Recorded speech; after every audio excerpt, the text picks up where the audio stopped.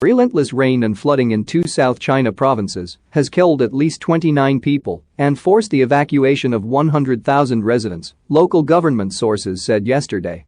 In Fujian province, continuous heavy rain for 3 days has left 22 dead, destroyed 19,000 homes, and forced the evacuation of more than 50,000 people.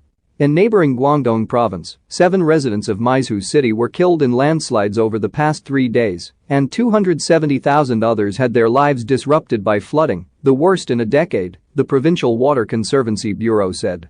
More than 50,000 people were evacuated from water-ravaged areas.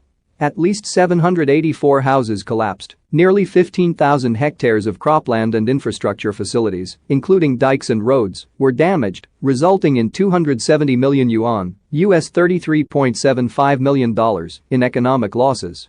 The Provincial Weather Bureau issued a storm and flood alarm on Saturday and warned that the situation could worsen. Floods are a seasonal hazard in South China at this time of the year and often cause heavy casualties and enormous damage. Nationwide, 590 people were reported dead and hundreds missing in floods through the end of November, according to state authorities. More than 63 million people have been affected by the heavy weather, said Xi Jinping, Secretary-General of the State Flood Control and Drought Relief Headquarters and Vice Minister of Water Resources.